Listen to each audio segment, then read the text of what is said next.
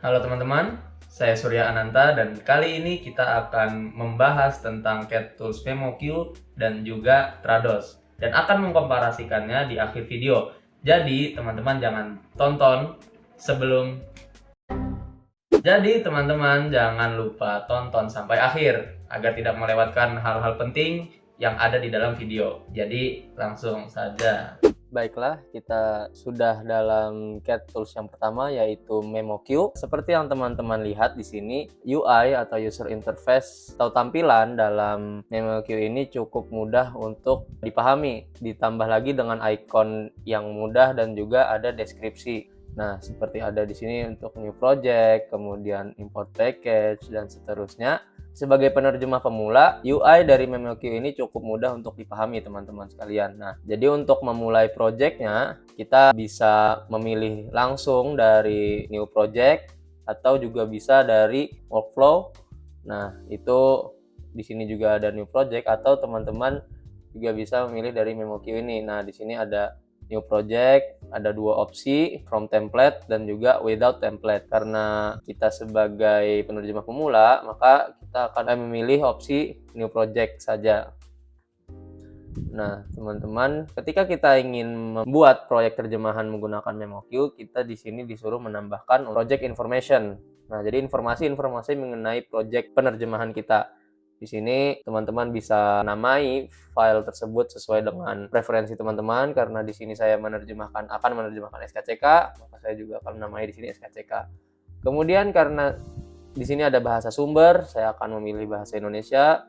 Kemudian bahasa sasarannya yaitu bahasa Arab. Untuk deskripsi, project, domain, client, subject itu teman-teman bisa isi menyesuaikan dengan kebutuhan teman-teman sekalian. Nah, kemudian ada project directory, itu bisa teman-teman pilih sendiri hendak menaruh file ini itu di mana teman-teman. Jadi karena saya akan menyesuaikan dengan file yang saya biasanya gunakan, apabila ada file yang dengan nama yang sama atau misalnya berlokasi di project directory yang sama, dia tidak bisa kita lanjutkan, dalam artian dia memerintahkan kita untuk mengganti nama dari proyek yang akan kita lakukan ini teman-teman. Kemudian kita pilih next.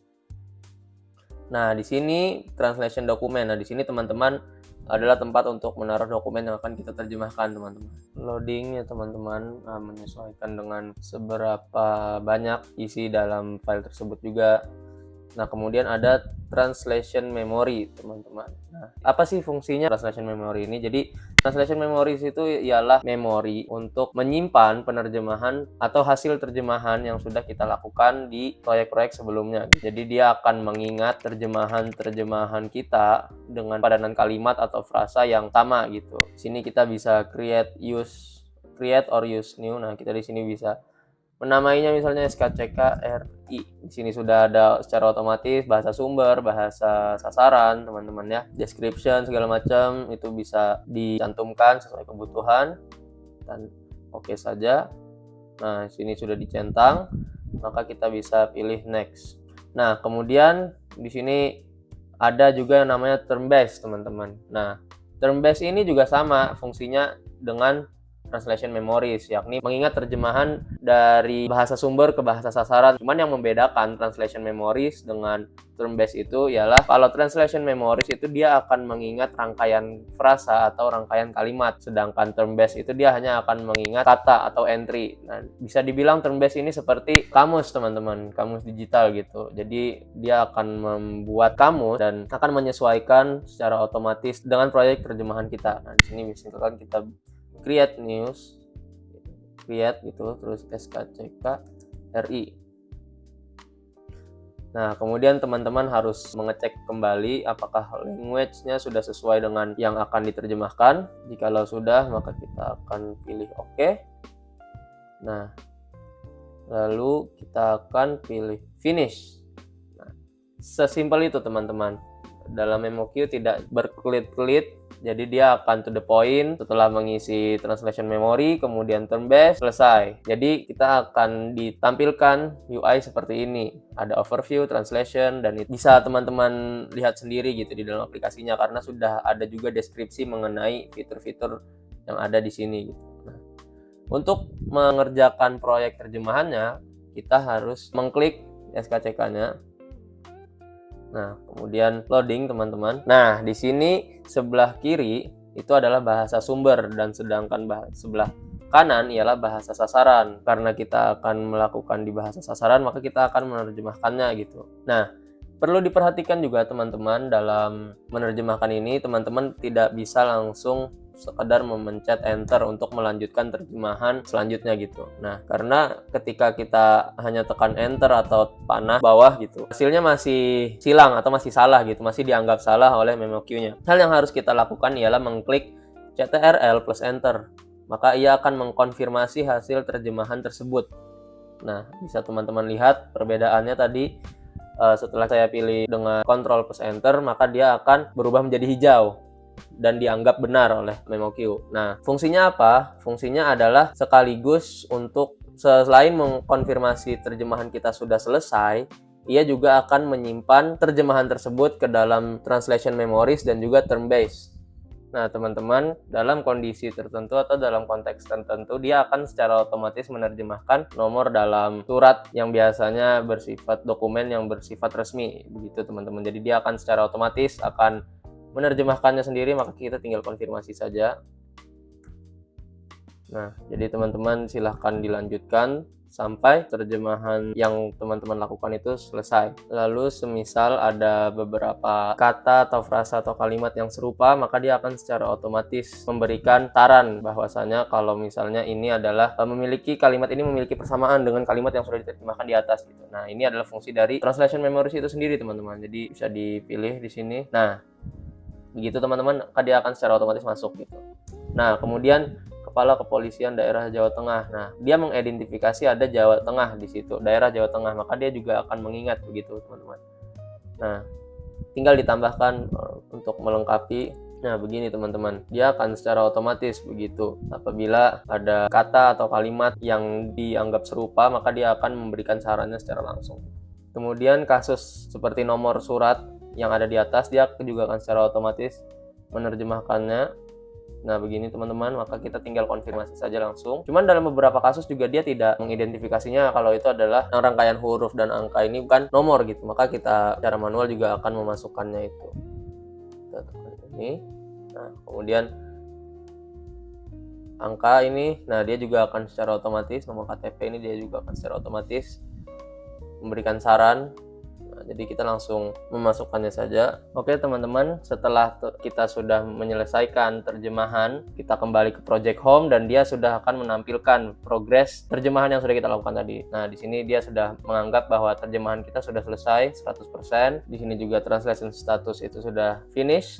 Nah, bisa teman-teman lihat gitu kan. Ini dia sudah penuh semua, sudah selesai diterjemahkan semua. Nah, langkah selanjutnya ialah kita mengekspor hasil terjemahan dari dokumen yang sudah kita terjemahkan tadi. Bisa teman-teman lihat di bagian bilah kiri atas.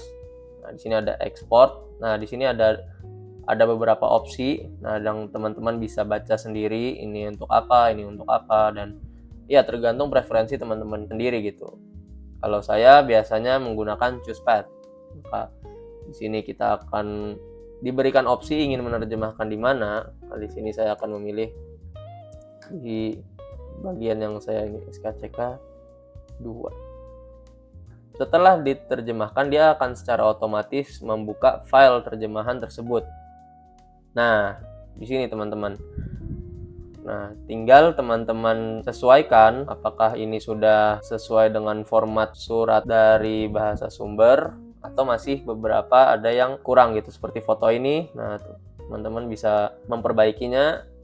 Nah, kemudian dalam beberapa kasus teman-teman ini juga perlu diperhatikan bahwasanya dalam kasus angka Arab, kalau misalnya teman-teman tidak terlalu memperhatikan, itu MemoQ itu tidak bisa mengubah secara otomatis angka-angka Latin itu berubah menjadi angka Arab. Bisa kita ubah itu hanya saat di dalam Word. Caranya bagaimana? Teman-teman bisa ke file, kemudian pergi ke option, lalu pilih advance, kemudian teman-teman scroll ke bawah sampai menemukan numeral. Nah, di numeral ini umumnya ketika kita memilih bahasa Arab, maka dia akan secara otomatis apa hasilnya. Walaupun tadi kita sudah memilih Arabic, angkanya tetap dalam rupa Latin. Nah, jadi teman-teman harus mengubah tadi, mengubah angka tadi di numeral itu ke konteks, teman-teman. Jadi dia langsung secara otomatis mengubah angka tersebut menjadi angka Arab. Nah, kemudian sisanya teman-teman bisa sesuaikan mungkin dari segi ukuran font atau mungkin fontnya itu sendiri. Itu teman-teman bisa sesuaikan agar juga bisa diterima oleh klien gitu. Oke, teman-teman, itu adalah tutorial atau demonstrasi menggunakan MemoQ untuk penerjemah pemula. Selanjutnya kita akan berpindah kepada tutorial penggunaan Trados Studio. Baiklah, teman-teman, selanjutnya kita akan membahas CADTools Trados Studio. Sekilas atau user interface Trados Studio ini lebih kompleks daripada MemoQ. Walaupun secara sekilas teman-teman lihat user interface di sini, pasti teman-teman langsung paham bahwa di sini kita bisa langsung menaruh file yang akan kita terjemahkan di sini. Dan di sini ada juga beberapa menu, view, add-ins, help. Untuk penerjemah pemula sebenarnya kita perlu memilih get started. Di sini ada quick start guides. Nah, di sini ada arahan-arahan atau guidance yang bisa dimanfaatkan begitu teman-teman, agar ini fungsinya untuk apa, ini fungsinya untuk apa begitu. Nah, di dalam video ini saya hanya akan memberikan demonstrasi bagaimana penerjemah pemula itu secara ideal menerjemahkan menggunakan Trados Studio. Kita langsung pilih filenya. Di sini ada dua opsi, create new project atau translate as single document. Nah, karena kita baru atau pemula gitu dalam menggunakan Trados Studio, maka kita hanya akan menggunakan create new project. Nah, di sini ada beberapa opsi. Nah, kita centang terlebih dahulu, teman-teman. Ini perlu juga diperhatikan begitu. Perlu dicentang, kemudian project name. SKCK 1. Nah, di sini location path-nya atau project directory kalau di dalam MemoQ itu bisa dikustomisasi sesuai preferensi teman-teman. Kemudian ini target language juga teman-teman perlu diperhatikan juga. Ini bahasa sasaran dan source language adalah bahasa sumber. Pastikan bahwa bahasa sumber dan bahasa sasaran teman-teman itu tidak terbalik ya, teman-teman. Nah, kemudian next. Di sini ada project description dan ada source text sumber itu allow source editing. Jadi apabila teman-teman ketika menerjemahkan itu menemukan ada beberapa typo atau ada beberapa punktuasi yang tidak sesuai dengan tempatnya, maka teman-teman bisa menyunting atau mengedit teks sumbernya sekaligus begitu. Jadi kita centang saja di sini allow source editing. Kemudian next lagi. Nah, di sini ada translation memories. Jadi kita bisa pilih translation memories, kemudian kita create sama seperti di dalam MemoQ. Jadi kita di sini untuk membuat translation memories dan seterusnya. Finish saja. Pastikan ini dicentang teman-teman ya, enabled. Nah, kemudian lanjut. Di sini ada term base. Kita buat lagi term base-nya, kita create. Di sini dijelaskan ada beberapa tahap yang harus kita lakukan. Jadi nah, di dalam sini kita memilih untuk use a predefined term-based template, bilingual glossary. Nah, jadi kita memilih dua bahasa Indonesia dan bahasa Arab gitu untuk term-based di dalam SKCK ini. Kenapa kita tidak memilih yang new term-based? Karena kita di sini membuat dari nol, benar-benar dari nol gitu. Definisi ini apa, misalnya dari kata baca itu adalah aktivitas bla bla bla bla dan seterusnya. Nah, itu benar-benar from scratch alias dari nol. Maka kita tidak perlu membuat seperti itu. Kita langsung saja use a predefined term-based template. Next. Friendly name, ini adalah nama dari term-based yang akan kita terapkan di dalam file ini.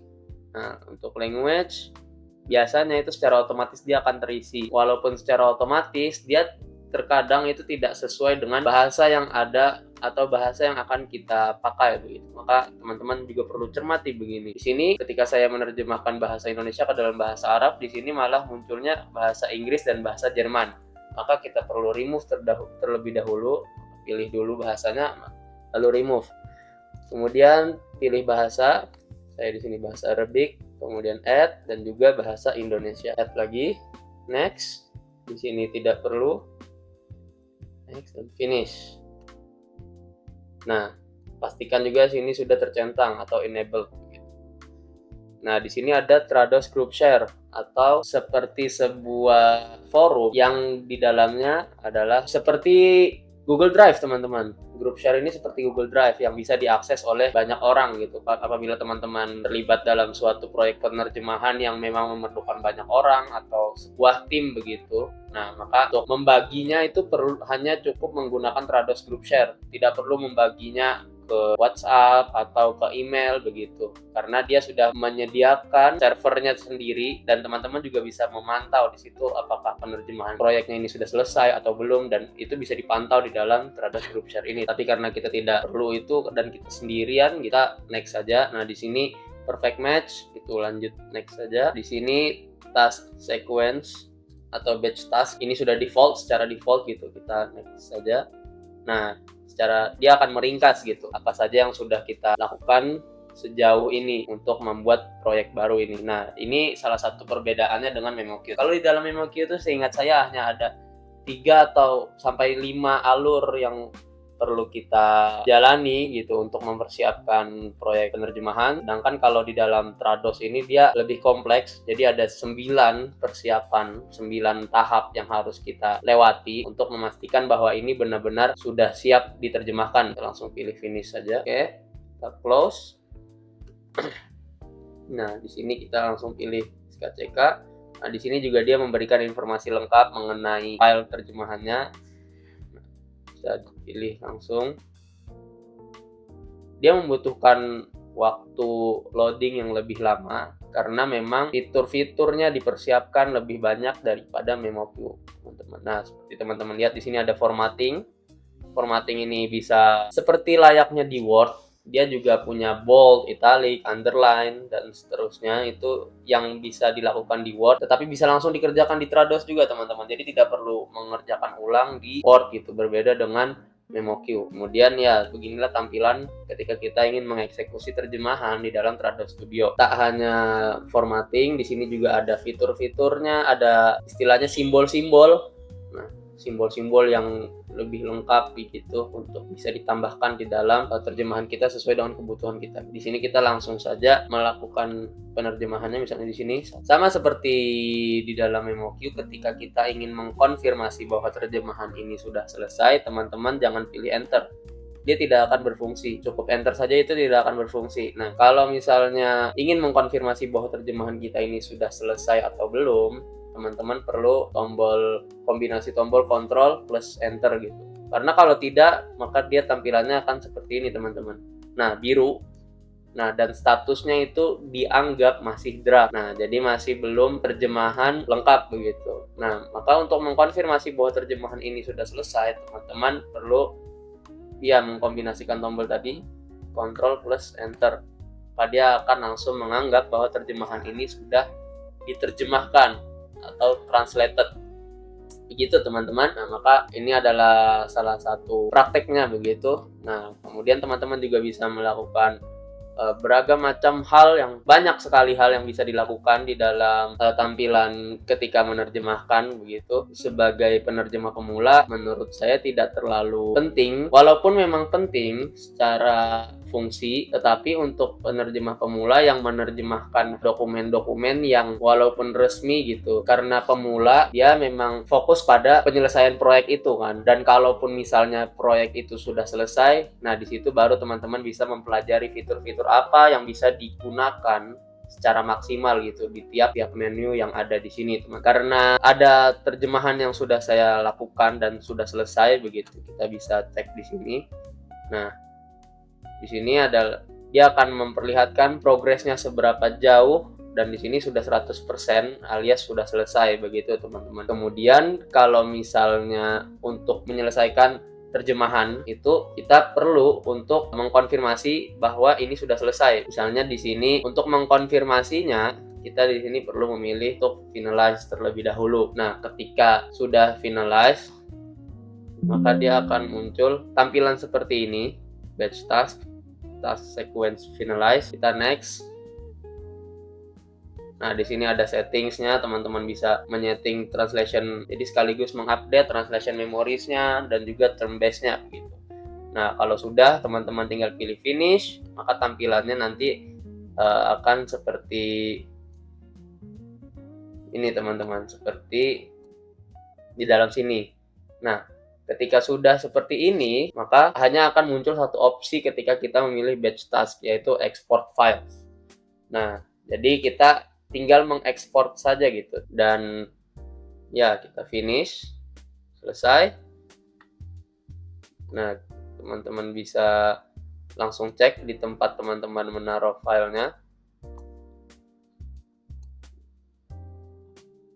Salah satu yang membuat Trados itu bagus ialah dia membagi filenya itu ke dalam dua bahasa sumber dan bahasa sasaran. Nah, jadi kita masih tetap bisa mereview kembali file dalam bahasa sumber dan juga sekaligus tentu saja mereview filenya dalam bahasa sasaran gitu. Nah, ketika kita mengecek ya tampilannya seperti yang ada di MemoQ dan teman-teman tinggal edit untuk menyesuaikan formatnya dengan format resmi SKCK misalnya itu seperti apa, tinggal diatur sebagaimana rupa. Begitu teman-teman aktivitas penerjemahan ketika menggunakan Trados Studio. Selanjutnya kita akan beralih pada komparasi antara MemoQ dan juga Trados beserta harga yang dipatok di tiap CAT-Tools ini.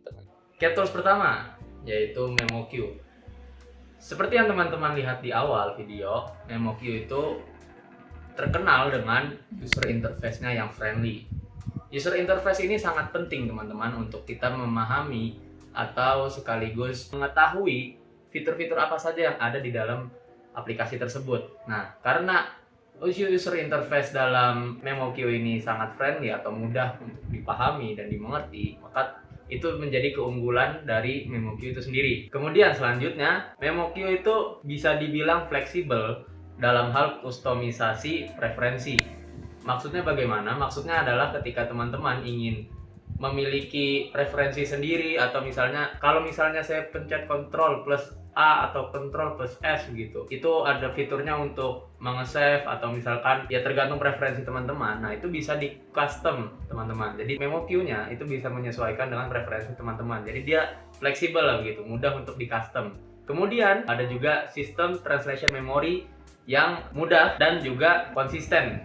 Mudah dalam artian efisien, sangat efisien dalam penggunaannya sehingga dia sangat bisa menghemat waktu dalam mengerjakan penerjemahan yang lagi kita lakukan dan juga konsisten, dia tidak akan berubah-ubah begitu. Jika misalkan dia dalam satu frasa atau dalam satu kalimat berbunyi A, maka dia akan mengingat secara konsisten kalau misalnya subjek plus verba plus kata keterangan dan seterusnya adalah artinya ini. Jadi translation memorinya sangat konsisten teman-teman. Keunggulan MemoQ selanjutnya adalah terintegrasi dengan mesin-mesin penerjemah seperti Google Translate dan juga DeepL. Maksudnya bagaimana? Maksudnya adalah ketika kita ingin mengecek apakah terjemahan kita itu salah grammarnya atau mungkin salah arti katanya. Nah, kita bisa langsung mengecek di dalam MemoQ tanpa harus membuka website Google Translate ataupun DeepL begitu teman-teman. Selanjutnya adalah memiliki quality assessment atau yang biasa disingkat dengan QA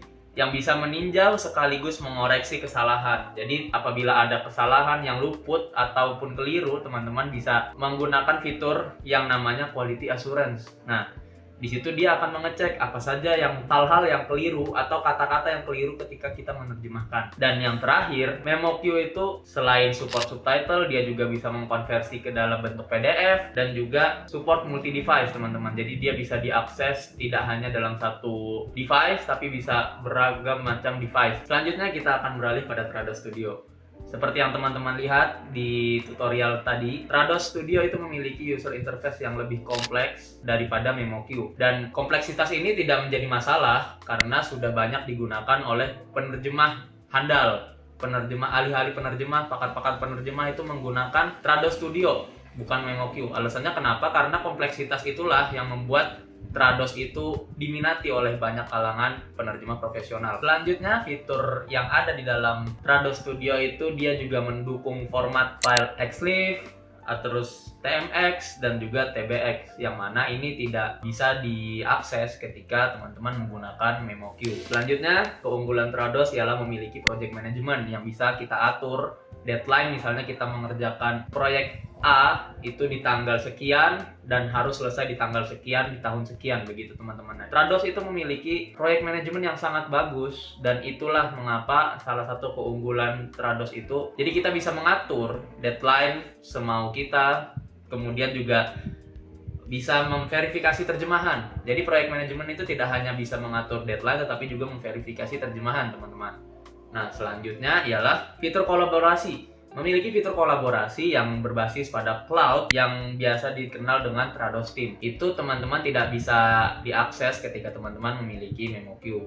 Nah, MemoQ punya fitur tersendiri ketika mengerjakan proyek penerjemahan secara kolektif, berbeda dengan Trados yang benar-benar bisa dilakukan berbasis cloud gitu, lebih simple dan tidak seribet MemoQ. Kemudian yang menjadi pertimbangan paling utama ketika memutuskan ingin menggunakan MemoQ ataupun Trados tidak lain tidak bukan adalah harga.